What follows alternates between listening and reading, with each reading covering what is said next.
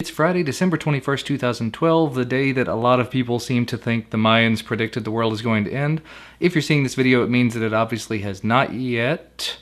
Let's go ahead and start with the news.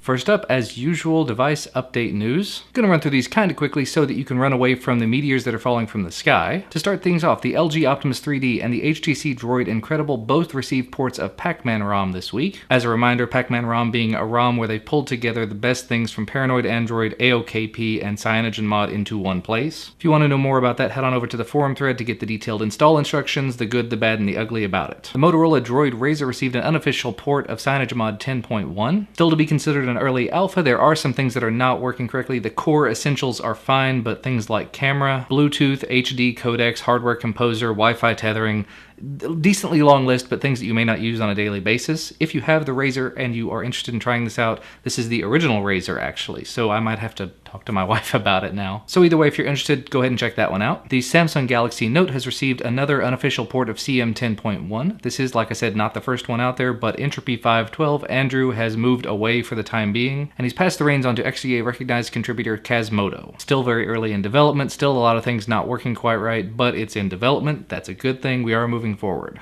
Also, XDA recognized developer Pawidp released an official version of CM 10.1 for the Samsung Galaxy S. There aren't any outstanding issues on the bug tracker for it, so it appears to be daily driver worthy, though you may again want to check the forum to see if there's anything specific or anything that hasn't been reported yet. And speaking of official CyanogenMod updates, thanks to XDA recognized developer ExplodeWild, there are now official nightlies available for the Tf300t. That is CyanogenMod version 10.1 nightlies, by the way. And XDA forum member GlebGrid has been working on a pre-alpha version for the, and I'm going to pronounce this terribly because I always do, Huawei Adios X5. I probably ought to learn the name of that company at some point, so feel free to leave me a pronunciation guide in the description down below if you're not in the boiling lakes of lava or anything by now. This week we also saw official versions of CM 10.1 for the Nexus 7 and the Galaxy Tab 2 7-inch. These were done by XDA forum member Eek1080 and XDA recognized developer Nubanel. Seems like they're decently stable. They could be called daily driver. There are a few little quirks to them, so if you have either of these devices and you want CM 10.1 on them,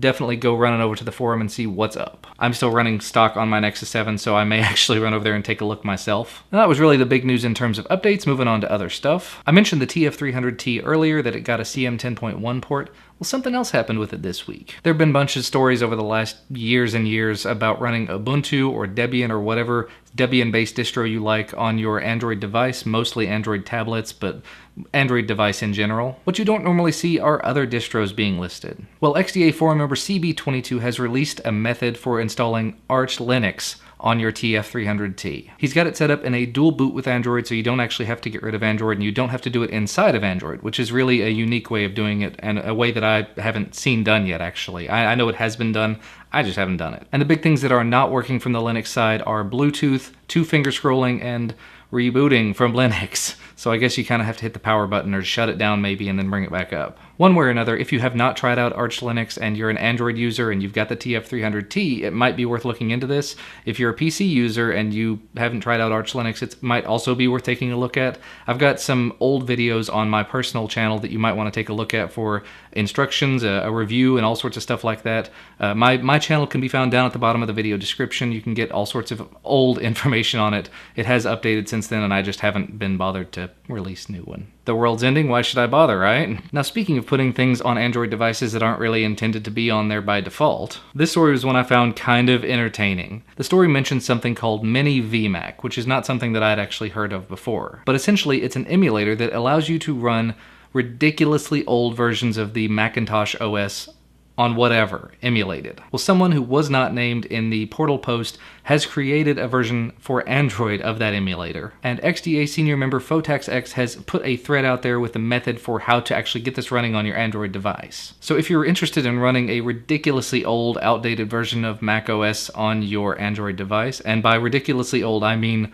older than old and then some. This might be a good way to do it. If you've got some extraordinarily old Mac software that you've just been dying to run and for some reason you want to run it on your 4-inch phone or on your 7-inch or 10-inch tablet, you can do that. Honestly, I think a lot of that's going to be just the cool factor or the nerd factor. That's where most of this comes in. So do, by all means, go read the forum thread and see if this is something you're interested in trying out. And the last bit of news that I wanted to talk about, something that I didn't get a chance to talk about last week simply because the story didn't come out until after I had already posted the video. A big ol' fat security hole was found in Exynos. Specifically in the Exynos 4, which, as you probably remember, can be found in certain versions of the Samsung Galaxy S3, and actually found in certain ones of the Galaxy S2, if I remember correctly. And looking at the second article, the Galaxy Note 2, the Meizu MX, Galaxy S3, and the Galaxy S2, among many others. Now, this particular bug is dealing with the camera, and it has to do with root escalation permissions, and that's great because you can get root on your device very easily, but that also means that any app from the Play Store can implement this, and if you're running this particular type of Exynos device, you can be taken over, rooted, and made to do whatever they want you to do. Well, luckily the XDA developers are on the scene. Apps have been released by Chainfire, Super Curio, and I think the other one was Ryan Z. I didn't see the name in either one of the posts, and they were released very, very quickly. Chainfire is the one I think who has been really updating his over and over again to get the latest and greatest stuff, and he has been touting his on Twitter, saying that it is the better option, so it might be worth taking a look at his and Super Curio and Ryan's, and just to see which one suits you the best. Chainfire's is the one that will allow you to root your device and will also protect you from the exploit, and as he puts it, it protects you at an earlier level of the boot process, so might be worth taking a look at his just to see what it does and see if it will work out for you if you have the Exynos device that is affected. Now, the downside of this, if I remember correctly from everything that I've read, and this has been earlier this morning that I read about it, fixing this particular exploit, at least at this current time,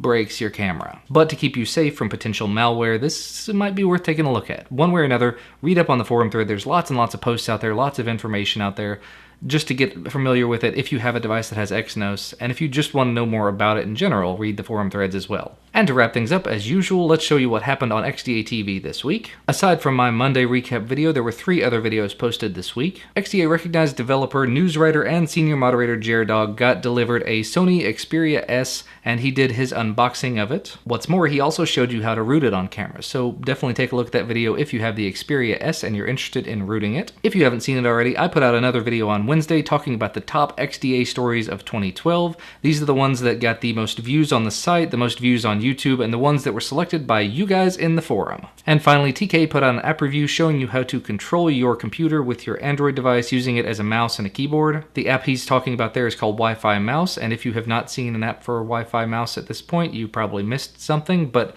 one way or another, definitely go watch his video to see him interacting with his PC with his phone. Not sure if I'm going to be controlling my computer from my phone or tablet anytime soon, but that's neither here nor there. As always, if you like this video, make sure to hit the like button down below and hit the subscribe button, which I've been told is also down below now as well, to be notified when we put out new content. Assuming that we live through the day and there is more content to be seen. As always though, thank you so much for watching, thank you for putting up with me, and I will see you on Monday.